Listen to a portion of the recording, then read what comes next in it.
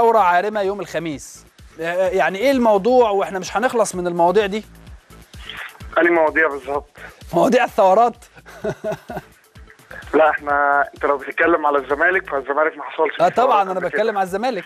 خلاص يبقى ما حصلش فيه ثورات قبل كده، مش هنخلص، احنا لسه هنبدا. يا نهار ابيض، ما احنا مش عايزين نبدا يا عم محمد. مش عايزين نبدا ايه؟ هو جايز يا كابتن عشان حضرتك اهلاوي او بقيت اهلاوي فجايز مش عايز تبدا في الموضوع ده، لكن لا انا الزمالك مش هيسكت على حاجه. اولا انا مش اهلاوي، مين قال لك ان انا اهلاوي؟ مش هتفرق، مش يعني مش طب خلاص يبقى بتقولها ليه؟ طب طالما نقطه مش مهمه بتقولها ليه؟ طالما انت ولا هو يعني عايز انت دايما بتحب تلعب الزمالك. هقول لك حاجه يا كابتن، اتفضل يا حبيبي. لو اي حد في الدنيا همه مصلحه الزمالك نعم وشايف اللي بيحصل ده عمره ما هيفكر ولا هيقول ما بلاش واي حاجه من الكلام اللي بيتقال. نعم. لو عديت قدام اي حد في الشارع بيتفرج على الزمالك بس بيتفرج عليه وبيشجع الزمالك وقلت له ايه رايك في النادي او ايه مشاكله هيعد لك على طول. طب قول لي انت ايه رايك في النادي وايه مشاكله؟ اعدي لك كابتن ايه ولا ايه؟ لا يعني بص يا محمد، احنا مش عايزين نعمل الموضوع ولكن احنا عايزين نعرف ايه المشاكل من وجهة نظر الوايت نايتس. طيب يا كابتن انا اقول لك بس حاجه. اتفضل. حاجه بسيطه. احنا طبعا الموضوع بتاع يوم الخميس ده ملوش علاقه بماتش الاهلي بتاع اول امبارح. احنا كده كده مش مجموعه بتشجع فرقه عشان ماتش ولا حتى عشان بطوله. نعم. احنا اكبر من كده بكتير وعدينا على حاجات كتير. الوحش قبل الحلو عدينا عليه ومش ده اللي بيفرق في حبنا للنادي. احنا مش رايحين نطلع غضبنا. نعم. مش رايحين عندنا مشكله معينه عايزين نطلع زهقنا او حاجه في يوم. لا احنا مش كده خالص، احنا اكبر من كده. نعم. لكن لو سالت اي حد عادي مش مركز حتى مع الفرقه وقلت له المشاكل اللي في النادي ايه هيقوم قايل لك ولا ماتش ولا بطوله. هيقول لك فين تدعيم الفريق، فين الحفاظ على القوام اللي حصل فيه. أيوة. فين الالعاب الجماعيه ونجومها اللي المفروض ان نجومها اصلا لعيبه زملكاويه وللاسف بيتوزعوا دلوقتي على بقيه الانديه ببلاش. محمد طب يعني انا سالت اصل الكلام ده انا قلته مثلا مع الاستاذ او اللواء صبري سراج هنا في هذا البرنامج وقال لي عارف رد قال لي الازمه الماليه كبيره جدا على كل الانديه ومش قادرين. يعني واحد زي ابراهيم صلاح الحقيقه قال لي تحديدا ابراهيم صلاح لان انا شايف من وجهه نظري ان ابراهيم صلاح مؤثر جدا في نادي الزمالك. قال لي ان ابراهيم صلاح ده واحد من ابناء النادي وكنا عايزين نخليه يقعد ولكن الازمه الماليه الحقيقه ما خلتناش نقدر نعمل كده. تمام. طيب اقول لك انا الازمه من وجهه نظري ايه؟ اتفضل. بس يا ريت تسيبني بقى اعبر عنها. لا اتفضل. طيب المشكله مش في مشكله لعيب واحد مشي ولا مشكله حفاظ على قوام الفريق بس. المشكله في مشاكل حاجات كتير. انت اسم الزمالك ده اسم كبير جدا. نعم. امشي في اي حته في مصر، امشي في اي حته في دوله عربيه وفي دول مش عربيه كمان واسال عن الزمالك. شوف اسال في جمهور هنا بيشجع الزمالك هتلاقي الزمالكاويه في كل حته. نعم. انت لما تبقى اداره نادي وما تقدرش تستغل الشعبيه الكبيره دي وانت المفروض ان انت مجلس منتخب تبقى انت فاشل مع احترامي لاي حد. نعم. انت كده هو ما قدرتش تسوق اسم النادي، ما قدرتش توجد موارد ماليه، ما قدرتش تعمل حاجات كتير جدا. بقت نادي بيدور على مساعدات، بيدور دايما ان هو لعيبته تستحمله. نعم. احنا عندنا لعيبه بتستحمل النادي لكن في لعيبه ثانيه محترفين مش هيستحملوا النادي. مصلحه النادي فين تسويق اسم النادي؟ طب فين القناه الفضائيه اللي هتقدر تكسب منها؟ طب فين مثلا حقوق النادي من البوتيكات؟ نعم. طب فين ارض 6 اكتوبر؟ طب فين المعسكرات الاعداد القويه اللي تقدر تعمل فرقه كويسه؟ طب فين الالعاب الفريق زي اليد؟ نعم. مفيش فرقه في افريقيا عملت فرقه زي دي، احسن فريق في تاريخ النادي. تمام. ازاي يوصل بيه الحاله ان انت ما تقدرش تكمل اصلا قايمه تخش بيها دوري؟ نعم. ارض النادي 6 اكتوبر. فين الاحتفال بالمئويه؟ مجلس اداره عدى على مئويه نادي شعبي كبير جدا. ازاي يخرج الاحتفاليه بمنظر زي ده؟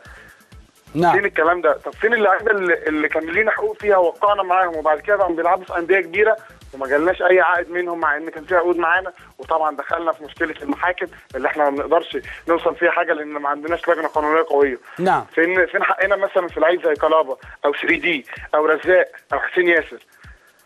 نعم. فين محاربه ان المجلس ده يحافظ على وجود جمهوره معاه في المدرجات؟ مع ان الزمالك في اوقات كتير جدا ما كانش معاقب لكن اللي كان بيسعى دايما ان هو يبقى موجود هو جمهور النادي لكن النادي ما بيسعاش للعكس. فين شكل النادي الاجتماعي من جوه؟ فين الكلام ده؟ انت مجلس منتخب. احنا مش بنتكلم يا كابتن في ماتش ولا بطوله. الكلام ده معروف للناس من زمان جدا بس احنا بنحاول ما دام الزمالك بينافس على بطوله بنحاول نساعده بنحاول ما خلاص كملوا ان شاء الله نوصل لبطوله وبعد كده نبدا انتوا لما لقيتوا يعني انتوا لما لقيتوا ان الموضوع انتهى من موضوع البطوله، ان الزمالك لم يصعد للدور قبل النهائي، فحسيتوا ان ده الوقت المناسب اللي انتوا تعملوا فيه كده. عاجلا ام عاجلا يا كابتن الكلام ده كان هيحصل. الكلام ده المفروض كان يحصل بقى لفتره طويله واتاجل بسبب ان خلاص كان المفروض المجلس انتهى اصلا وهيبقى في انتخابات جديده، وطبعا الكلام ده ما حصلش بسبب ظروف البلد اللي احنا مالناش دعوه بيها ومالناش علاقه بيها. ولا وخليني بس ارد عليك في النقطه دي يا محمد، ولا مجلس الاداره ليه دعوه بيها برضه ظروف البلد. خلاص تمام، لكن انا لو انا زملكاوي وماسك، خلي بالك انا مش بكلمك كاهلاوي، انا بكلمك كاسلام، يعني الناس الكتيره الزملكاويه بيقعدوا معايا بيقولوا الكلام ده. اتفضل. طيب انا لو انا يا فندم ماسك مجلس الاداره او ماسك اي منصب وشايف ان انا غير مؤهل او انا ما فدتش النادي في مكاني ده، حتى لو ظروف البلد وحشه انا هستقيل. انا اقدر افيد النادي في ايه؟ انا كل يوم عن يوم بكمل فيه كارثه للنادي. المجلس الحالي يا كابتن مجلس مش منتخب، ده مجلس تسيير اعمال، لان صلاحيه المجلس المنتخب انتهت من الوقت. نعم. وده الكلام ده كلام لوائح يا كابتن، احنا متاكدين منه. نعم. المجلس الموجود دلوقتي ده يعتبر مجلس معين لحين اجراء انتخابات اللي هي المفروض في شهر 1، ده اذا ما تاجلتش بالاوضاع اللي احنا بنشوفها. نعم.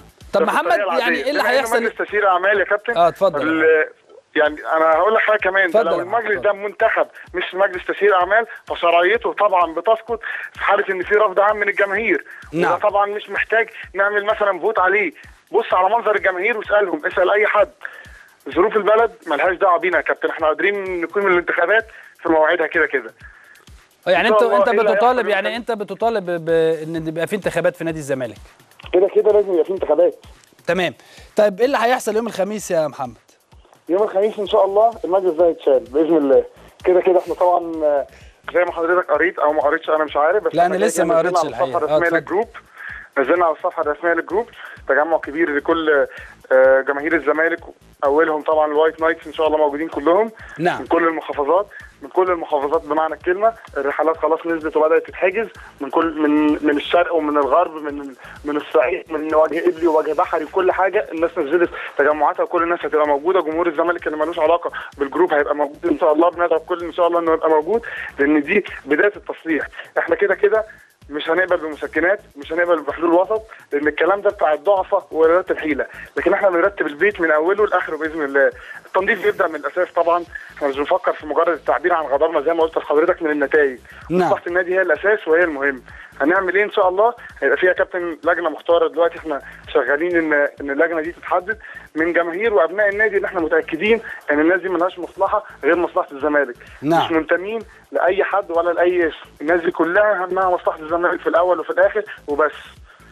الناس دي ان شاء الله اللجنه دي بس انت محمد يعني خلينا، انت كلامك يعني من وجهه نظرك طبعا، ولكن يعني خلينا انا اكلمك من وجهه النظر الاخرى، ان يعني ظروف البلد تستحمل ان انتوا تنزلوا يوم الخميس بالاعداد اللي انت بتتكلم عليها وتقفوا قدام النادي وتقول الكلام ان المجلس هيمشي يوم الخميس. يعني ايه المجلس هيمشي يوم الخميس؟ يعني افرض يعني المجلس يا كابتن، يعني المجلس ده مش هيسبق، يعني او النادي ده مش هيسبق. نعم. النادي ده بتاع جمهوره، لما جمهوره كله يبقى ساخط على النادي يبقى من حقه ان هو يغير قرار في المجلس. يعني انا رايي يعني انا مش عارف يا محمد، ولكن النقطه الاهم يا كابتن من كده، اتفضل. او نقطه برضه فاصله في الموضوع، ان ده مش مجلس منتخب، ده مجلس تسيير اعمال. نعم. بما ان هو مجلس تسيير اعمال، احنا هنختار جمهور النادي هو الاحق والاقدر على اختيار ناس هي اللي تبقى شايفه بجد مصلحه النادي فين، وهي اللي تسير اعماله. مين يا محمد؟ طيب مين في دماغكم خلال الفتره اللي جايه؟ ما دام الاعلان يا فندم ما تمش على الفان بيج يبقى لسه ما اخترناش. احنا شغالين في الموضوع ده، ان شاء الله هيتعلن عنه يوم الخميس في الوقفه، احتمال قبل كده بس هو في الغالب يوم الخميس. اللجنه دي ان شاء الله يعني انت عايز تقول لي خليني بس اتكلم معاك يا محمد، احنا قدامنا وقت واتكلم براحتك وهسيبك تتكلم براحتك، بس خليني اتكلم معاك عشان الناس كلها تفهم. يعني تمام. مين الاسماء اللي يعني انت النهارده الثلاث، بكره الاربع، بعده الخميس، انت بتتكلم في 3 ايام او في يومين. ايه الموضوع؟ يعني مين الاسماء اللي هتحطوها علشان انتوا شايفين من وجهه نظركم كجمهور لنادي الزمالك ان هم يبقوا موجودين؟ انا بدأنا اختار لي 4 يعني لا اختار لي 3 4 اسماء من الاسماء اللي موجوده يعني. انا اقول لك حاجه، انت لو سالت اي واحد زملكاوي مخلص هيقول لك الاسامي، لكن ما دام احنا ما اعلناش يا كابتن على الاسامي دي يبقى احنا لسه ما اتفقناش معاها، لحين ما يتم الاتفاق ساعتها هنعلن عنها لاي حد. الاسامي دي هي اللي ان شاء الله هتمشي اعمال النادي وهتكمل، سواء هيبقى ليها الحق، لان احنا شايفين كده اهو، هيبقى ليها الحق ان هي اللي تكمل اداره النادي لحين اجراء انتخابات ان شاء الله في شهر 1، او ليها الحق ان هي تختار كوادر ثانيه تمشي اعمال النادي لغايه شهر 1. ان شاء الله من ساعه شهر 1 دي احنا اللي هنساعد ان الانتخابات تتعمل، واحنا قادرين نعمل انتخابات في الوقت ده. هنبدا نعمل ان شاء الله مناخ جيد ان الكوادر الجديده تطلع تبقى موجوده في مجلس اداره النادي. البلد مليانه زملكاويه مخلصين، عندهم مقومات اداريه وتسويقيه هايله، بس للاسف مفيش حد بيقرب من النادي في الظروف دي، عشان كل الشخصيات اللي بتتصارع على السلطه في النادي لغايه دلوقتي شخصيات للاسف مش هتكلم عليها، لان لا ما ينفعش تتكلم عنها. بالظبط كده، مش طالع اتكلم عنها، بس هي مفيش حد منهم للاسف يعني ظهر ان هو يصلح، وللاسف في شخصيات منهم بتوجه المنافسه على كرسي في الزمالك لمصالح شخصيه ومصالح بعيده خالص عن الرياضه وعن اداره النادي. طبعا احنا الكلام ده مش هنسمح بيه الفتره الجايه، واحنا اللي هنقف له بكل الطرق، هنقف ان مفيش اي حد هيضر بسمعه النادي. اي حد هيطلع يتكلم على النادي بشكل وحش في الفضائيات، اي حد هيهاجم حد من مرشحين لا بص يا محمد واحده بس، يعني ايه اي حد هيطلع يتكلم على اي حد بشكل وحش؟ يعني افرض انا قلت يا اخي وجهه نظر مش عجباني في نادي الزمالك، بلاش انا اي حد، افرض الكابتن حازم ثانيه واحده بس، انا ما قلتلكش يا كابتن احنا هنعمل ايه في الناس دي. لا ما انا عارف ان انت مش هتقول لي هتعمل ايه، بس انا بقول لك يعني. لا انا هقول لك. طب قول لي اتفضل. انا مش مخبي. اي حد هيعمل الكلام ده، اي حد هيضر بسمعه النادي او هيدخل هيمشي المسار في شكل شخصي، يعني التنافس بينه وبين حد تاني هيبقى بشكل يعني حضرتك انت تقصد ما بين حد وحد في انتخابات مثلا.